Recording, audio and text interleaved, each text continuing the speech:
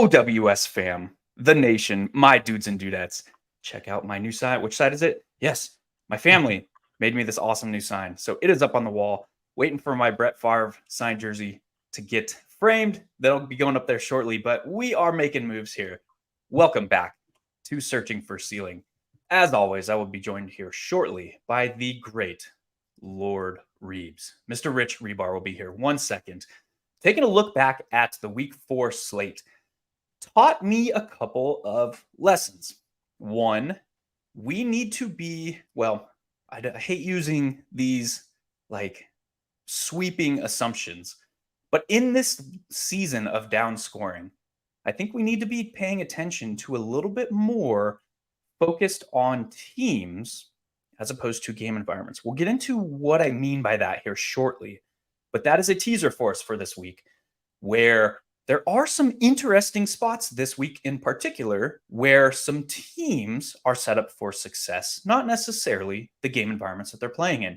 So with that, welcome back to Searching for Ceiling, presented by 1 Week Season and Sharp Football Analysis. We'll be right back. 1 Week Season. The great Rich Hribar. How are we doing today, man?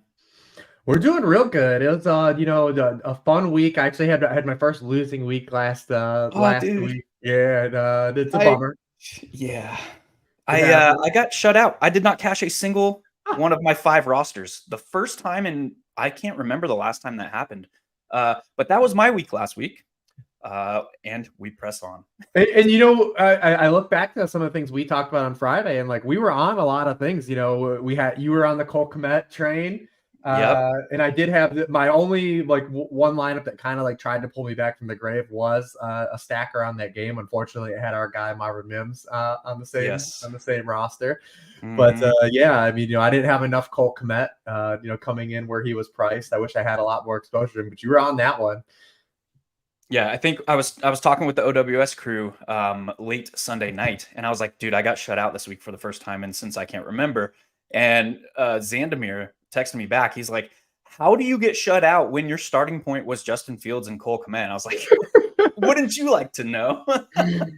Yeah, I look back on last week though, and I've been guilty of this at a time or two, but I had too many plays I wanted to play, and I spread myself out and got kind of scatterbrained, and that really kind of came back and hurt me. I hope this week is more solid because we have our first 10 game slate, with the bye weeks, and there's still a London game. So things are a lot. I've already noticed when I wrote up the core play stuff, things are a lot more concentrated than where I was last week. I just had too many players in my pool last week. And sometimes that you'll have weeks like that where you're really guilty of it. You try to cover too many bases. And it ends up pulling you back and makes your overall lineup construction weaker. And definitely was a problem for me last week. So let's get into that. That was a great lead-in into this slate where we now have just 10 games. We know that we have our first week of bye weeks. We have another London game with the Buffalo Bills now traveling to London to take on the Jags team that got to just hang out in London for a week. So that's kind of cool, I guess. And then the big picture of the slate, though, is we have a lot of top offenses that are, or concentrated offenses that are not on this slate. So tell me a little bit about kind of your feelings on the macro, I guess, state of this slate, as we call it at 1 Week Season. And I think especially when you look at the structure of this slate as well, the games that are going to be kind of primarily focused on as far as stacking and large field stuff are all in the afternoon as well, which we haven't had yet this year. We've had some late swap pivot options and a game or two that is at 4:00, but the entirety of this slate, you look at Eagles, Rams, Chiefs, Vikings, obviously be the most popular game. People are going to target this Broncos defense until they give us a reason not to. And then Bengals, Cardinals, I think is really, kind of really interesting game that we'll probably talk about. But this 1:00 slate doesn't have a lot of full back and forth games on it, which we really haven't had yet. So it's going to be really interesting to see. This is going to be a big week where if you're winning money at 1:00 or in the early slate, I wouldn't be counting on that to last. Yeah, cash out option, please. That's an interesting point. And also in that early slate are 2 teams that carry 2 of the top 3 Vegas applied team totals on the slate. And that was kind of what brought me into that introduction is we still have a Detroit Lions team that is expected to score almost 4 touchdowns. We have a Miami Dolphins team who is currently projected to score 30 points. Are these places where you're looking to capture some hidden upside that might not get the attention that we're expecting because it's 2-game environments with a spread of 10 points and 12 points? Yeah, I think especially, the Dolphins are not going to go, overlooked because they're just so exciting every week. They scored 70 points a couple weeks ago. And even last week, they averaged almost 7 yards per play. They kind of got in their own way in that Buffalo game, with some turnovers and penalties, removing a couple touchdowns off the board. So I think people will still get there. You have the Giants on a short week. Going to play in Miami. We still know it's early enough in the season, like a lot of these early season, games in Miami, because the way they have their stadium structured. I know a lot of people know about this, but it's for those that don't. They have their stadium structured so the opponent plays in the sun the entire game. Like their entire sideline is in the sun and the Dolphins are not. Yeah. It's one of these weird things. I can't believe it's like they're actually allowed to do this. It's really weird, the stadium design, but definitely an advantage early in the year. And this Giants defense has been so bad to start the year. So I don't think that they're going to go overlooked, but I still think people are trying to figure out what to do with, Devin Achane. Like he could still be underpriced, right? Like we still live in a world where like, what if he is, I don't want to label anyone like the second coming of Chris Johnson. Obviously a lot of people are getting to those comps the last couple of weeks, but what if he just can't be put back in the bottle and he is a guy that should be, 7K, 8K, and we're still just like, we should just keep playing him. Obviously he's not going to average 11.5 yards per carry the entirety of the season. Yeah. But like there still is like he's in another great matchup. They're 10-point home favorites. Like, do we not overlook it? And then on the passing side, obviously people will get the Tyreek Hill, but like, when does Jalen Waddle pop, right? Like we know it's going to happen. Like, is this the week? Do we keep chasing it? DraftKings still like refuses to budge on Jalen Waddle's pricing. FanDuel knocked him down. Like he's the wide receiver 14 on the main slate, like around guys like Cortland Sutton and Adam Thielen, right? On that over there. Yeah. And like, that's really palatable to play for, like, even if he does have some volatility, like the company he's keeping, I feel like I want to bite in that area. Do you think, talking about all our best friend, Wink Martindale's defense, do you think that he's going to continue to just bring the pressure and force his guys to play man coverage behind that against Tyreek Hill, Jalen Waddle, and company? Is that something that like have you worked through how you think Wink is going to handle this spot? I kind of worked through it, and I think when we get to the Chiefs Vikings, talk about that and what Brian Flores is going to do. I think it's just a damned if he does, damned if he doesn't situation, right? Like, because if they do blitz Tua against the blitz this season has 3rd in the NFL in quarterback rating. He's 23 of 34, 4 passing touchdowns against the blitz already. And then when teams blitz him but don't get pressure on the blitz, he's averaging 9.3 yards per pass attempt in those situations. Then you say, all right, well, what if we're going to do the Belichick route? Like, we're just going to drop back and try to play coverage. I mean, Tua is also averaging 10.3 yards per attempt when he's not getting pressure. So can they get pressure? Obviously Dexter Lawrence can get pressure, but like, anyone else get pressure on this defensive line? It's really tough to say. So I think it's just like I said, a really situation where you're damned if they do, damned if they don't. I think when you're looking at the Miami side, you just wonder if it's a situation where they get pressed and they have to keep throwing. I think that's the question with the Lions too, more so on the Lions side, because the way their play calling splits have been when they've been ahead compared to the Dolphins. But if the Giants can't punch back, now remember the Giants have not scored an offensive touchdown in the first half of any game this season. Yeah. If just 4 total too. If this game is 27-3 or 24-0 at the half, like, is it going to be like a full-on blitzkrieg? And I think that's where the fulcrum point of the slate goes when you're comparing the Miami Dolphins, who obviously have this great matchup, huge team total, versus some of the price points of other guys like Tua versus Mahomes or Tua versus or Kirk Cousins or Tyreek versus Justin Jefferson as one-offs. The Vikings are probably just going to get a lot more pushback in like 4 quarters of back and forth play in a game environment where we need the Giants to do something here. I'll push back a little bit. Not that I disagree that the Giants need to push the Dolphins back, because 2 weeks ago we saw like Mike McDaniel is not going to just stop playing football. I mean, it's highly unlikely that the Dolphins are going to put up 70 points again at any, relative frequency. But this is a team that has Super Bowl aspirations. They're coming off an embarrassing loss where they gave up a ton of points in Buffalo. They only put up, and this is only for Miami, they only put up 20 points. So is Mike McDaniel the mad genius, the guy who throws caution to the wind and doesn't care what people say or think about him? Is this a spot where it's more or less a get right spot for this team? And I'm highly intrigued. And while I think people are going to get to Dolphins players, people are not going to overlook this offense being the top team total on the slate, everything. But when you look at what if Wink continues to just play man coverage? Like Tyreek Hill against man coverage over his career, but let alone his 2 seasons in Miami, look out. It's going to get ugly fast, or it could get ugly fast. Who is stacking, pulling a 4-person overstack like I have on the screen right now? Just an interesting idea from me from a theoretical perspective to capture bulk upside. Would we be shocked waking up on Monday morning and being like, oh yeah, the Dolphins scored 7 touchdowns against against the Giants? That makes sense. Okay, they didn't score 70, but 7 touchdowns, a 49 burger is going to have some upside. Tyreek Hill and the backfield and Tua. What does Tua need? Well, I don't know.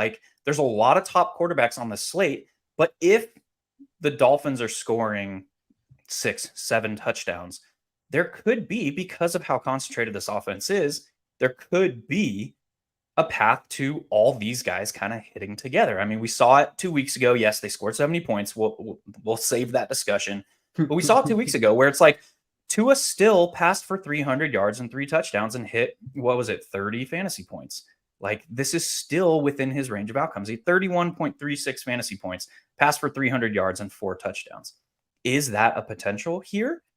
I would think so. I don't know if this team is one that kind of needs that pushback. So while I expect Devon Achane to garner some ownership, while Raheem Mostert is probably going to garner some ownership, while Tyreek Hill is going to garner some ownership, I don't think anybody is going to be looking to just go all into this spot because of the salary that it takes to do so.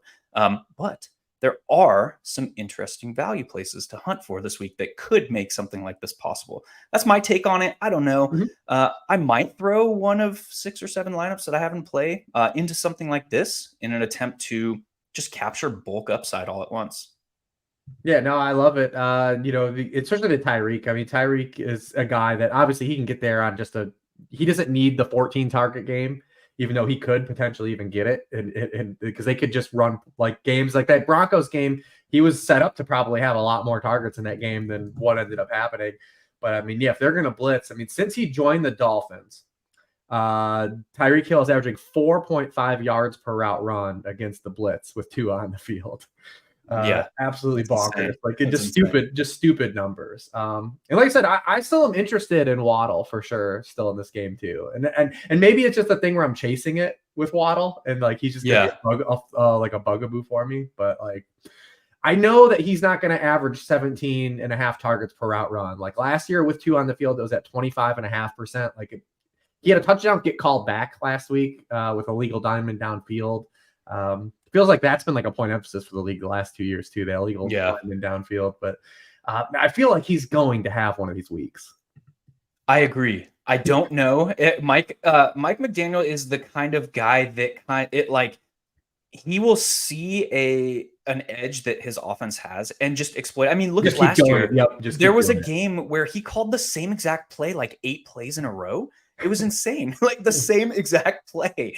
And so if he's got Tyreek Hill and man coverage, assuming that is how Wink handles this spot, it's why would he not just feed his backfield and Tyreek Hill in that setup? So I don't know. I agree with you in Waddle. I don't know if this is necessarily the week where I will personally get there, but he's gonna have a game or 2 at some point where he's a piece that you had to have on a slate. Just don't know if it's going to be on this one. Question here. Weather concerns in Miami. We're still, even on Friday, we're still a little bit too far out to get an accurate picture. Current forecast only has scattered thunderstorms on Sunday. I just checked it out. Remember that With a Broncos game had weather implications too. It never got there. Yeah, I know, and we talked about that too. So this is something that I will update again this week. We're starting to get into the season where the cold fronts and the warm fronts are mixing, which makes these lines of thunderstorms happen. I'll save you the weather lesson, but that's kind of how it happens this time of year. So I will update everybody on the weather later on. And good day to you as well, Chris. Let's talk real quickly. I don't want to spend too much time on it, but let's talk about the other game in the morning portion or the early portion, and that's this Lions game. Tell me about your thoughts on this spot. If you see any areas where we can look to attack.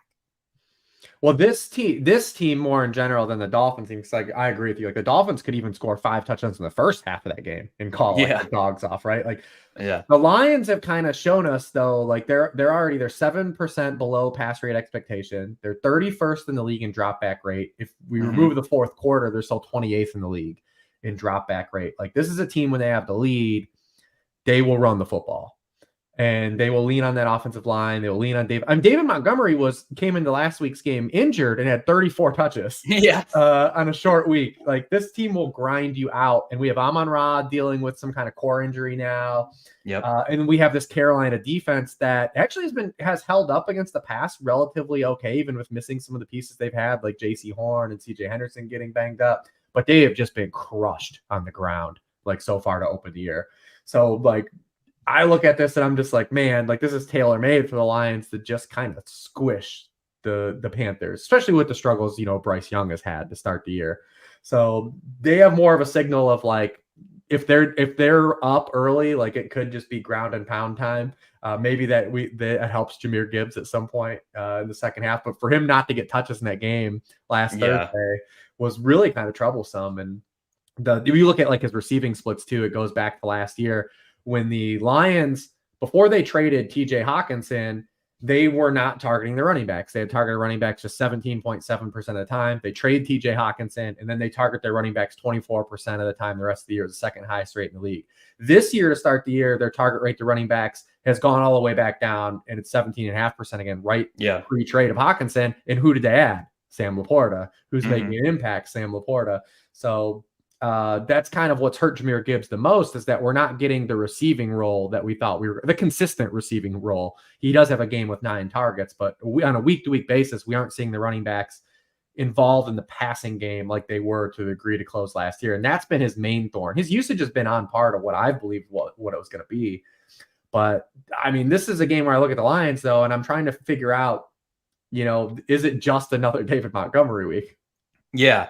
I think that I will handle this game just basically as you laid it out. I think it's just you play David Montgomery and you move on because of the team tendencies, the extreme run funnel matchup, the fact that the Lions have one of the top maybe 6-7 offensive lines in the league. They actually have not been performing as such in the run game. They have been performing as such in the pass game.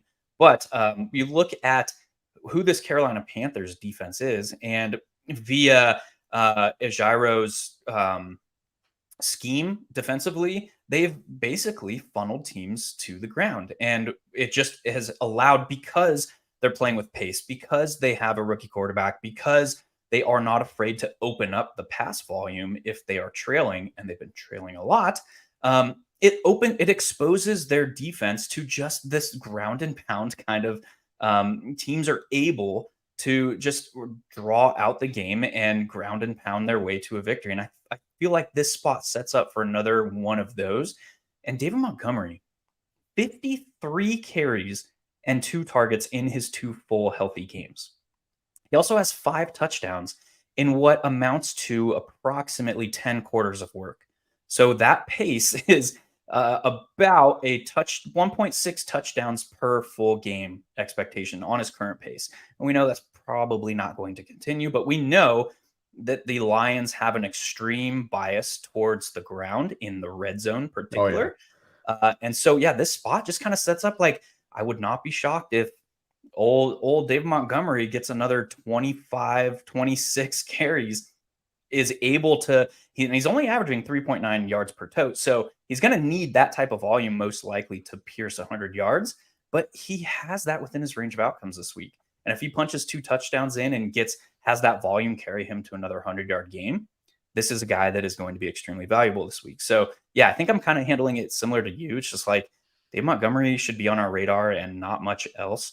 Particularly Amon-Ra St. Brown is expected to not practice again Friday. And he has said this week that he intends on playing, but this will be 3 practices in a row that he's missed with a core injury. So that could go any which way. We don't really know. Any last thoughts on the early morning stuff before we get to the meat and potatoes here? No, I will say just, I am going to stick with that. I'm not going to ignore Colts games, at all. I still think that this total is also coming in way too low. Yeah. Because the Colts, when Anthony Richardson plays, they're the fastest team per second per snap in the NFL. And he's a guy that just runs on extreme highs and extreme lows as a passer, right? So it's just going to create these, they're just going to consistently play in these unique game environments. And we saw it with the Rams last week. And I know that they're facing the Titans and everyone has like the doldrums of the Tennessee offense. But I mean, I think that this, like I said, I'm going to always target the Colts until they give me a reason not to when Anthony Richardson's playing. And there are a couple pieces in that game that I think set up to be interesting. Particularly the one guy that stands out to me where he's priced is DeAndre Hopkins. His weighted opportunity is just so good still and then this matchup is so good that, I mean, he's a guy that I just feel like is going to be overlooked by kind of basically a lot of people because he's not sexy. He's almost in like a Michael Thomas-esque fashion of his career right now. But you look at these lines against zone coverage, right? And like what these receivers are putting up against these spaces against the Colts. I mean, Calvin Ridley, 8 for 101 and a touchdown. Nico Collins, 7 for 146 and 1. Zay Flowers at 8 for 48, pretty mild. And then Puka Nacua last week for the 9, 163 and 1. I mean, this is a game where if Anthony Richardson is able to kind of keep the tempo of this game up, that there is an opportunity, I think, for, Hopkins to maybe even push double-digit receptions in this game. That's super interesting. I was going to ask you about Michael Pittman, and I thought you were going that way. He's a good play too because it gets the Titans. That's why I think this game is interesting in general. Yeah, a little bit at the 1 o'clock stuff. So you don't have to onslaught it, right? You can just get little minis and little pieces of it. You can do something like Richardson, Pittman plus Hopkins, and then build around that. I like that. I like that a good bit. And the last piece of that, and I don't want to spend too much time on this because we got some games to talk about from the afternoon. But the last piece of that is kind of this tendency of the Titans to scheme up their defense to be this like take away the run plus. They want to take away the run. Obviously, they have allowed the fewest yards per carry this season after allowing the fewest last season. So that is very clearly a point of emphasis for this team. But they add that plus. And what is that plus going to be this week?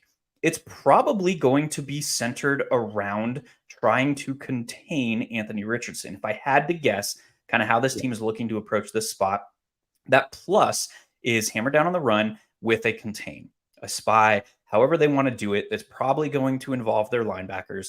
But how do they contain Anthony Richardson? And if that's the case, that is why typically we see teams are just turning to the air because that's what the Titans are showing them. And if that is the case this week, I think there's some interesting aspects with this pass offense. It's probably going to revolve around Michael Pittman, and we know that his role is modest ADOT. We know that he is a guy that is going to need volume. But this is a spot in particular where I think that Pittman could see this 11-12 target game, and whether or not he pierces 100 yards is going to be key. But I think that's within his range of outcomes. If he tacks touchdown on there, now he's in the 26, 27 point range. So very interesting. Last question for you. Have you given up on Alec Pierce's downfield role yet? Because this seems like the spot for that to be in play. No, I was kind of looking at him and seeing if I'd get cute there. I don't know. I'll have to see when I actually set up my lineups because I want to see like what the other ownership looks for some of the guys around there, because we know we're going to see Rashee Rice get some steam. We know people are going to want to punt with Wan'Dale Robinson. We kind of have Michael Wilson floating around in that area too. So I'm curious to see like where the field is going to go. But I do think, like I said, the game environments for the Colts, I definitely want to still be kind of relatively early-ish on because they haven't given me any reason not to be. Yeah, 100%. Looking at Alec Pierce's underlying metrics, I mean, he's in a route on 100% of the team's Yep. pass plays, and that is unlikely to change. And if the team is passing more, that's obviously more opportunity there. His ADOT is 17.7, which is sixth deepest in the league of qualified pass catchers. His snap share is elite. So all of this stuff is like he's running perimeter against zone, which we know um, communication errors and stuff like that can ensue, and a guy streaking down the field as fast as Alec Pierce, there could be something there. Again, I'm like you. I don't really know if I'm going to get there, but I feel like we got to at least talk about it a bit. But Yeah, I mean, he's another um, one of these guys. Like you said, he's not going to be like a Jalen Waddle where he's going to outright, win a slate for you probably. yeah, But we know we are going to, especially pair with Anthony Richardson, going to have at least, I would say, 2 to 3 games over the course of the season where he has 100 yards on 4 catches and one is like a 40-yard touchdown, right? Like we are going to have those yeah. spots. I And mean, there's also pinpointing those, obviously, that's why we draft best ball teams. But I yeah. mean, if you were to I have some Alec objectively, Pierce. if you were to objectively say, like, what does one of these spots look like, you would probably at least get to this one. Yes. And there's also the interesting aspect of Shane Steichen's offense, where is he kind of making things as simple as possible on his rookie signal caller? Is he putting him in position to make fewer mistakes? And at what point does that change? Is it going to change? I would say we're probably not going to see in week 15 this Colts offense look as it does now, with Anthony Richardson having the lowest intended air yards per pass attempt, where they're just kind of trying to march the field and minimize mistakes. They have this like Ferrari sitting in the garage in Anthony Richardson. He's got a bullet of an arm. He's got, obviously, we know his athleticism. At some point, I expect Steichen to open things up. And could it be week 5?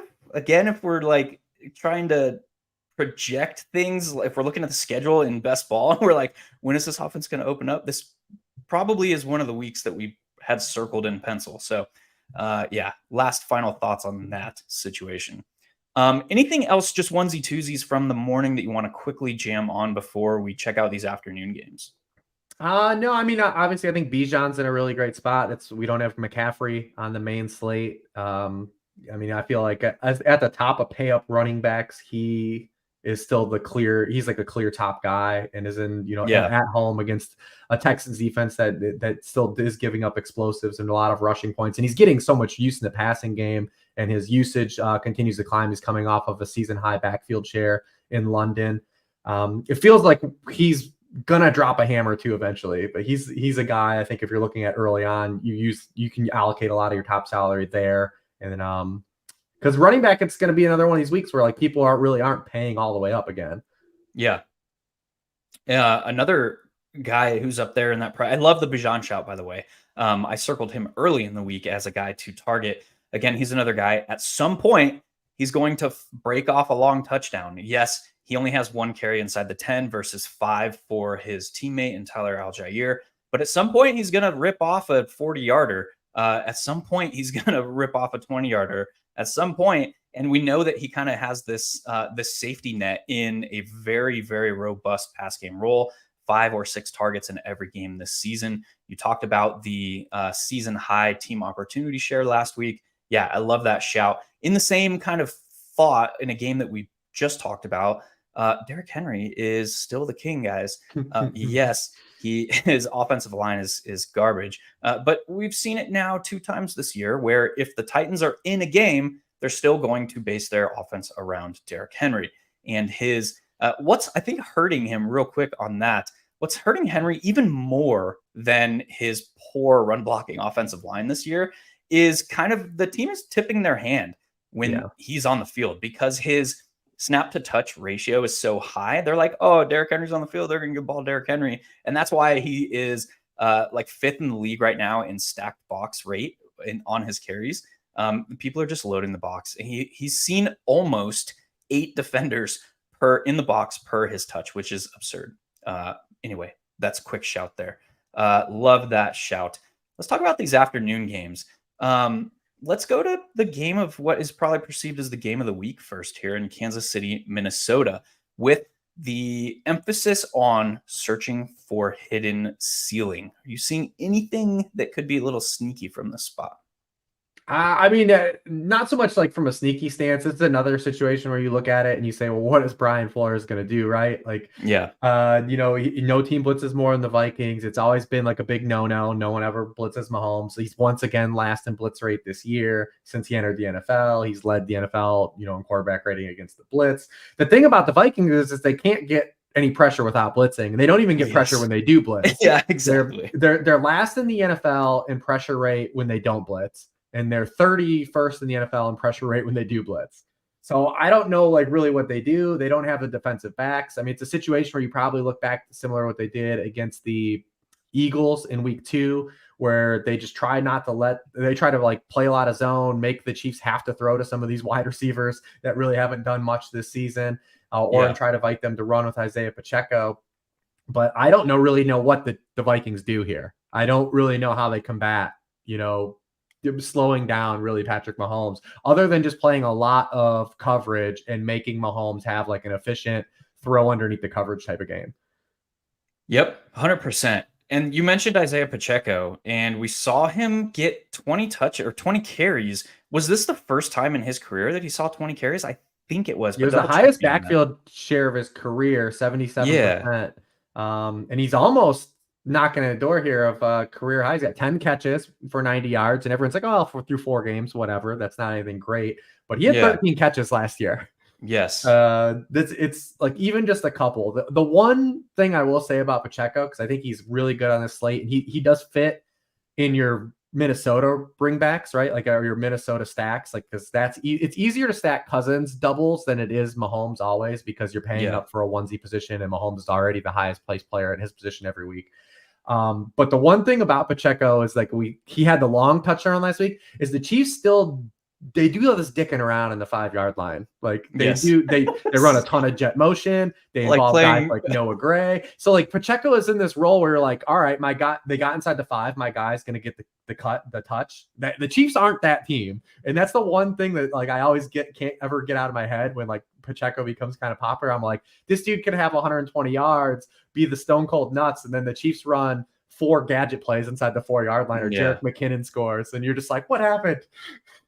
Yeah, that's a very interesting point. And I think a lot of that it's a similar discussion to when we were talking about Bijan, right? This back who has a robust, between the 20s role. I mean, Pacheco is not Bijan. I don't want that to be the takeaway. We heard it. Hilow said it. The point is their touchdown equity on a weekly basis is not conducive to these elite ceilings. But again, that's something that can change. And we have 4 data points for 2023 football where we have seen how these offenses are operating. And I know we have a more robust data set with the Chiefs in particular, but this is still a team that is trying to figure things out. I mean, look at their snap rates. I'm trying to pull it up here as I speak, but look at their snap rates over the course of this season. Pacheco he was a season high 60% last week, but we also have their wide receivers where no wide receivers playing over 60% of the offensive snaps. So this is very clearly a team that is still trying to figure things out. They are not lighting the scoreboard on fire yet. I mean, the Kansas City Chiefs we're accustomed to them just being in the top 3 of points scored per game on a seasonally basis. But that is not the case so far. At some point, though, that's probably going to change. And does it change this week? Do they try and take a look at how Pacheco can handle a role inside the 5? I don't know, but I think that is on the table. And it's very interesting to be early to those types of parties where the field makes these assumptions that they know how a team operates. And particularly that is the case in this. This is the transition area of the season. Look at some of the comments that Bill Belichick has made over the years about saying the NFL season doesn't start until November. Well, it's Yeah, that's kind of the truth of it. Like teams are still figuring things out right now. So we're like halfway through that like figure it out stage of this season. And does that make Pacheco interesting? I would say yeah. I Mhm. would say it does for sure. What about the other side of this game with the Vikings? Yeah, I mean the Vikings go as we kind of see the opponent goes, right? Like when they face these teams that are playoff caliber teams or they have to punch up, they are a team that operates well above pass rate expectation. And when we don't have a great sample of it, but the Panthers were the first example of this season when they play these teams that they punch down with are really kind of non-playoff teams. They are below pass rate expectation. And that happened again last week. And that kind of exposes the fragility of some people like the Jordan Addisons and even TJ Hawkinson, who is a guy that since he's been traded to Minnesota has operated literally through volume. Like he's not Yes. doing anything efficiency based, but when you're getting 8 targets a game at a low bar position, it stands out. And we've seen that kind of pulled away where only Justin Jefferson got there last week. But now we're in another game environment where we expect them to have to press the scoreboard. We expect them to have to punch up. So all these ancillary pieces then kind of crawl back into relevancy again. The Addisons, and I don't want to call Hawkinson an ancillary piece. He still has a core piece, but he's a guy that still needs that volume, especially at his price point because he, is priced behind Travis Kelce on each site. So you have to pay up for him. I do think it is a little easier to do Viking stacks. Obviously, you can't come to this game and say, I'm going to play Patrick Mahomes, Travis Kelce, plus Justin Jefferson, because that's 51% of your DraftKings salary, those Yeah. 3 players. And anytime you pay up for 2 onesie positions, anyways, like you're just chasing the other positions. You have to basically play a punt play or maybe even multiple punt plays at positions that have higher ceilings than like tight end would have. And Kelce hasn't yet given us that week yet, right? Like Yeah. that he's towing the line, 7 catches, 6 catches. He's floating around the 60, 70 yard mark the last 2 weeks. The target share is there, everything. But like for a salary, he hasn't given us that like 120 yard multiple touchdown game. Like we know it could happen though. But he Yeah. hasn't buried us yet for not playing him. And hopefully this isn't a spot to continue because it's really hard, I think, in this particular slate to go that route with the Chiefs. Yeah, I would agree. I would also mention that if Travis Kelce is hitting because his role is transitioning to more of this like limited per touch upside in this current iteration of the Chiefs offense, it likely means that he's scoring multiple touchdowns. So theoretically, we should play, if we are playing Travis Kelce, we should also play Patrick Mahomes because that upside is directly tied to each other. In doing so, I think an interesting way, if we do want to play that stack this week, and again, this is purely speaking from a theoretical perspective, we have a 4-game sample size of Jordan Addison's route participation rate when playing from behind and when playing with a lead. With a lead, it's down below 60%. But when playing from behind, when this offense transitions to a heavier rate of 11 personnel, his route participation rate is up around 85%. So that is an interesting way to attack this spot. We've seen flashes, we'll call it flashes in the pan of Jordan Addison's intriguing upside, we'll say, when he's running routes. And this could be another spot where he is running routes. So as I have on the screen here, this is an interesting way to attack this spot and get the upside through the Chiefs. I think that the field will not be going to. Any other gotchas or oh by the ways on this spot? No, like I said, I think we'll see people glom onto Rashee Rice as kind of the pay down guy in this game. His route participation is kind of oscillated with Sky Moore's. Sky Moore's has gone down. Rashee Rice has gone up. People get to the target per route stuff. But I mean, as a whole, the wide receivers for the Chiefs just aren't overly involved in this offense. They weren't last year. Part of that is because Travis Kelce occupies a significant target share. Yeah. But yeah, they're 30th in the league targeting their wide receivers. It's tough. I mean, he's more of a I think if you're only stacking this game, he makes sense. As opposed to where I don't know if people will get there as him as like the play down option or Wando Robinson. I'm not sure what will end up shaking out in terms of ownership in that regard. Yep, I concur. The Chiefs again in week 4 switched up their like wide receiver usage. Justin Watson led the team in snap rate. at 43 the snaps. And that came at the direct expense of Marquez Valdez-Scantling. And I don't know if this is just a case of Andy's just like kind of done with Marquez Valdez-Scantling. I don't know, but Justin Watson is a very similar archetype of wide receiver when comparing him to Marquez Valdez-Scantling. So I don't know. That might be something to monitor. I'm probably not going to get there myself this week, but for MME bros and broettes, that might be something to consider. Let's talk about the other kind of late game or late slate hammer here in Philly and the Rams. I'll just throw it directly over to you. What have you uncovered about this game?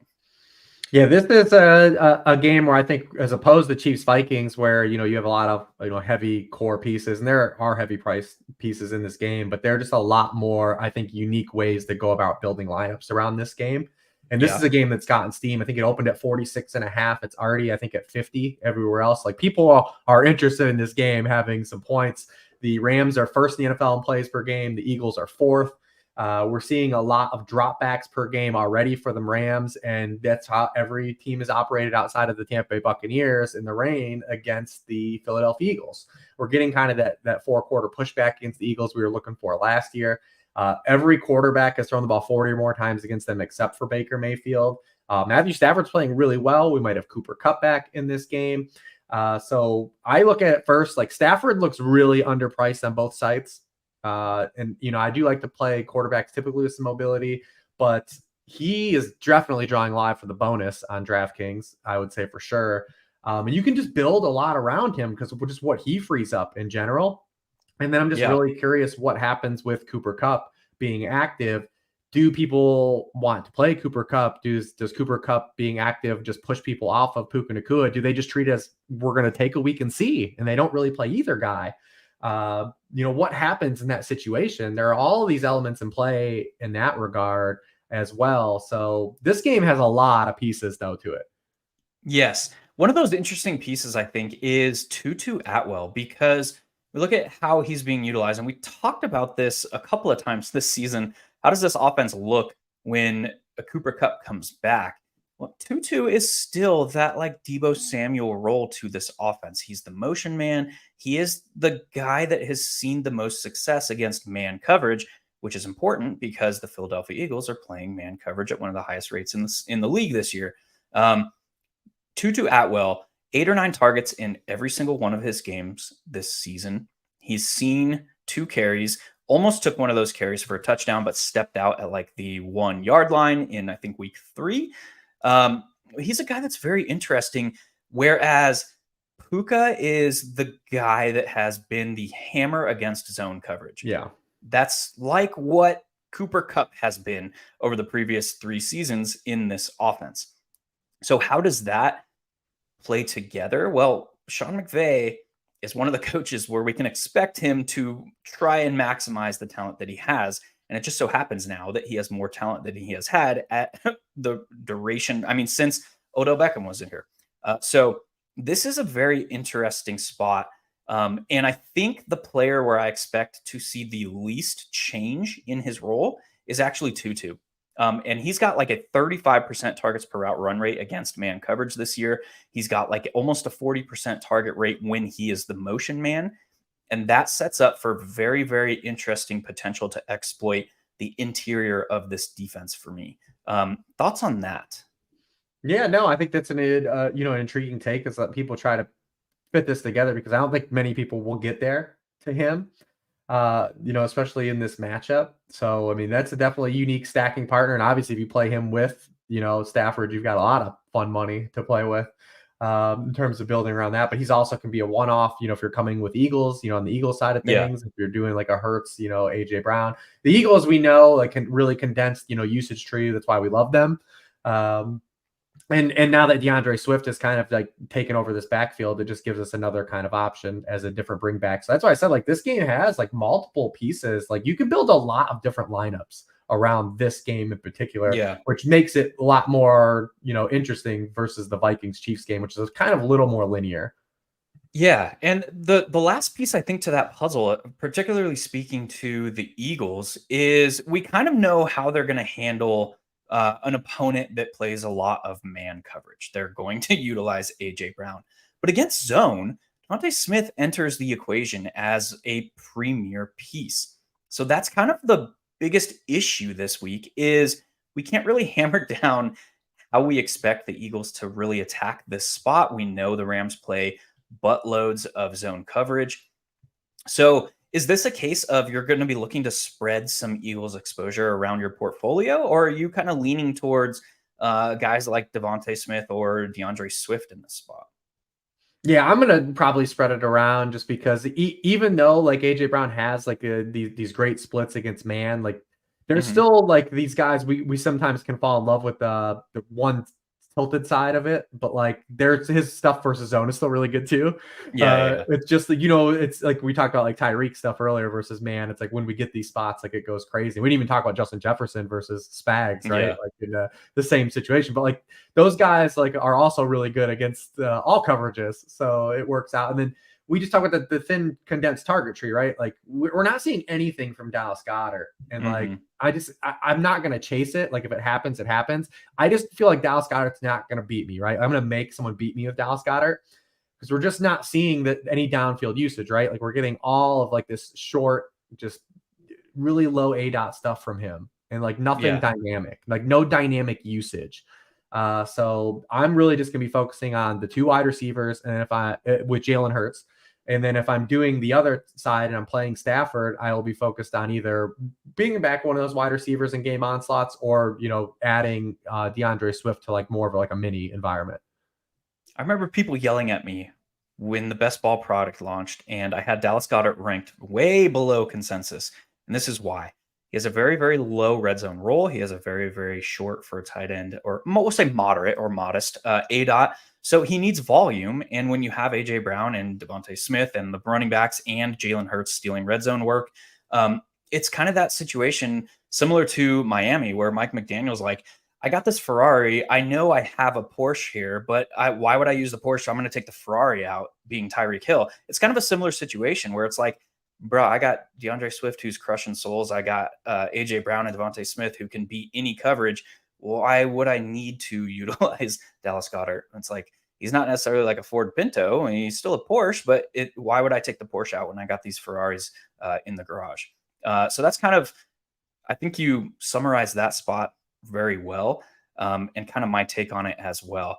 I dig the Stafford with Atwell to free up some salary, and Stafford is a guy who has, like you said, been hovering around this 300-yard bonus. And once that touchdown variance hits, he's due.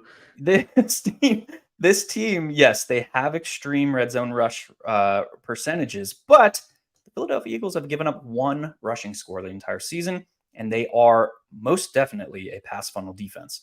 Their DVOA and their metrics against the pass are not terrible, but it's simply a case of like the Tennessee Titans where they see increased pass volume against them because teams simply cannot run on this team.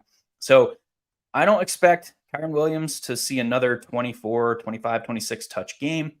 I don't expect this team to want to bias their attack towards the run in the red zone. So that opens up a very interesting path for Stafford to tack on some touchdowns now to this flirting with 300 yards passing like he has been doing. So I love that shout. Any other thoughts on this game environment before we'll quickly touch on the other two games here in the late? No, let's do it because I know we're against the clock here. Yeah, we are so good at this, man. We are shot clock warriors. Let's which game? I'll throw it over to you. Which game do you want to cover first? I'll say Bengals Cardinals. I mean, I think this game is so interesting. I mean, we lost in because the Burrow's injury and the way Burrow's performance has been obviously is leading the cart for what's going wrong with the Bengals, but they have had a number of this defense is not playing well at all. 25th in yards per play. They're giving up a ton of explosives in the run game. And what has Drew Petzing done has shown us the opening month of the season is that he can design some explosives. Yeah. He can design some explosives in the run game. So this game is interesting for me. And you don't even have, because I think you don't even have to onslaught it, right? You don't have to even get to any of the quarterbacks here. I'm not asking anyone to chase Joe Burrow in this situation. you can do small things like Jamar Chase plus James Conner. You can do Joe Mixon because Arizona's giving up a ton of explosives in the run game too. Yeah. You can do Joe Mixon plus Hollywood Brown, who's going to be relatively popular. I know Zach Ertz is really gross, but he's getting a ton of volume at a low bar position. If T. Higgins misses, it does elevate Tyler Boyd. There are a lot of components of this game that can be paired together that are not pricey on any level around some of the core stuff we've already talked about. And like this game offers a lot of pathways there, especially when you're talking about even late swapping to options in this game or to get off of stuff. This game has a lot of different pieces. Are you at all interested in Mr. Andre Yoshovash? I wish if I knew he was gonna like really get like a full out like playing time and they wouldn't just like play Trent Irwin, because they've done this before with guys like Mike, the other Mike Thomas, where like you just go out and you exercise, like you're gonna go out because they live in 11 personnel, like that hasn't changed, but they just have thrown one of these guys out there like in years past and just not targeted him, because we know Chase is gonna get a ton of targets. But I mean, listen, I won't push back. I'm not going to yuck anyone's yum that wants to throw, Yoshavas to the wind here. Yeah, that is definitely throwing caution to the wind. But big athletic dude, though. Yes, I think is an interesting piece. We'll say preseason warrior. Similar to he's the Mike Boone of wide receivers. We'll just put it like that. Interesting. I don't know. Again, I'm a single entry 3-max guy. I will not be getting there, but I think for MME, he opens up a lot of fun stuff where salary is kind of at a premium on the slate. We talked about how that's likely to influence the running backs, but that's also going to influence the wide receivers. That's why I like this game outside of Chase, who obviously comes with, his attached price tag.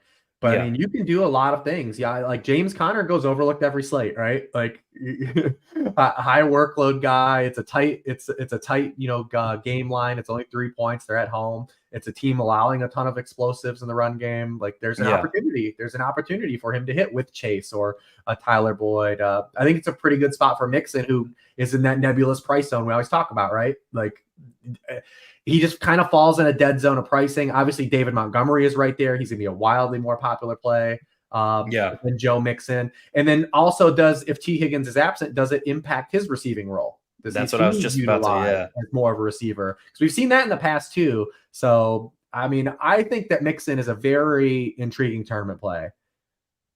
I think so too. Kev, thank you for that shout, man. Appreciate your support, dude.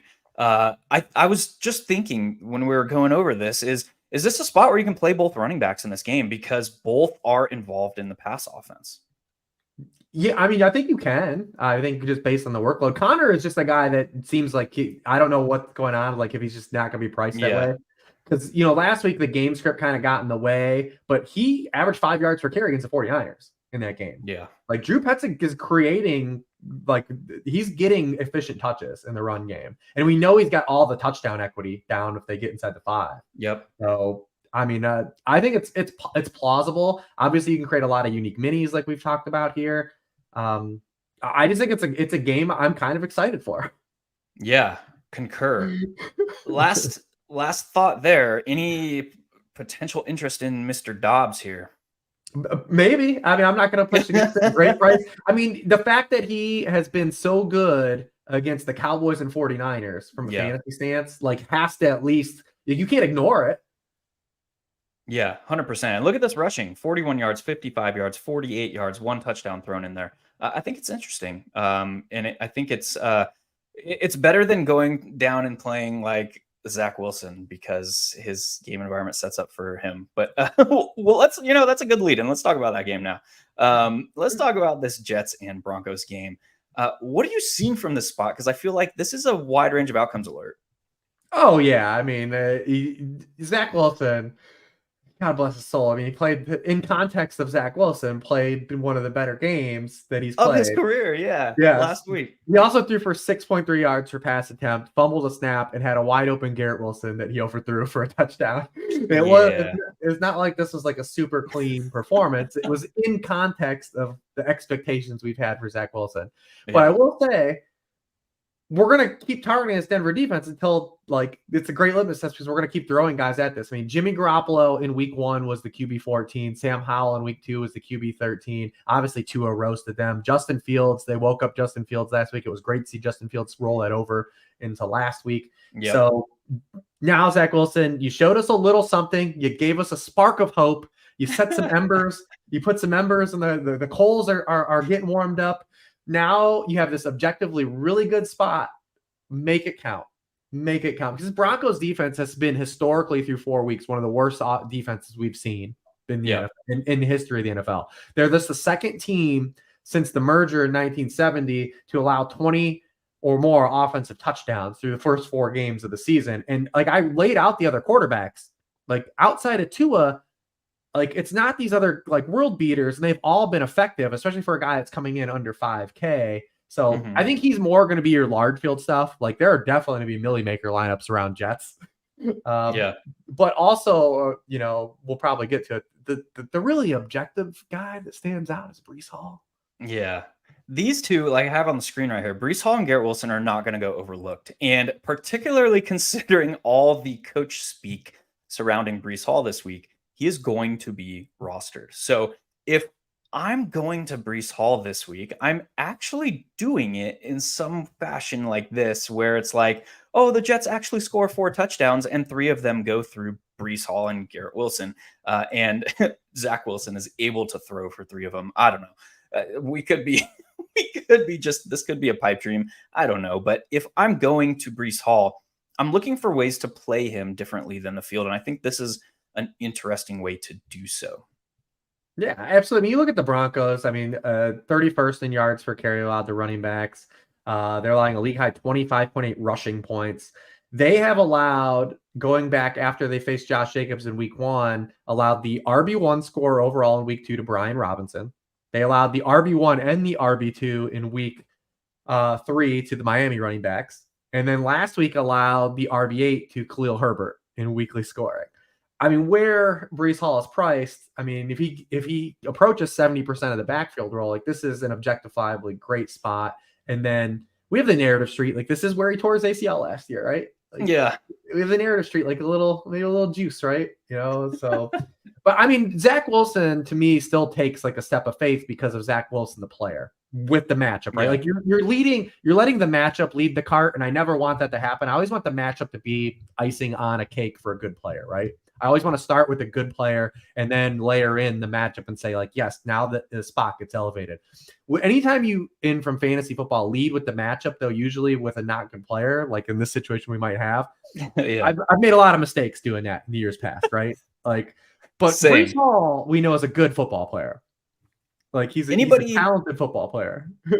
Anybody who has been around 1 week season knows that playing a guy like Zach Wilson is not over your boy Hilow's head. I will go there. I will do it. I'll do it. You can't tempt me with a good time. But if you're looking at this 3-player stack real quick and objectively analyzing it, the combined salary of these 3 players at a 4x multiplier, you need 21.7 points from each player. I feel like that is objectively within their range of outcomes. You talk about 5x, which is kind of where we need on this state of the NFL to ship GPPs. We're going to need about 27 points per player. So that might be a little bit of a long shot, but I think 4x here on this player block is well within reason at just under 22 points. It's interesting. Then a Jets onslaught where people might think you would maybe want to do something a large field like a Millie or something, like actually is worse because you're going to need a higher score to win something like that. Yeah, I would say that more thoughts on this. We'll leave it with this. More thoughts on this in the end around for Inner Circle members at 1 week season and on the Slate podcast tomorrow morning. So tune into those Inner Circle members. If you're not Inner Circle, go check out oneweekseason.com. Get signed up for Inner Circle member where you get access to all this theoretical stuff that we're going to be talking about. Also, go check out Sharp Football Analysis. You can find all of Rich's work over there. And if you're looking for a discount code in the description for 40% off over there. So check those out. Rich, as always, man, thank you so much for joining us. This is such a unique show. Thank you, James, for this shout. Top 3 most valuable shows to watch without question. We appreciate that shout. As always, Rich, thanks for joining me, man. And we will see you next week. Oh, God, I'm not prepared to end the show, guys. I'm so sorry. 1 week season.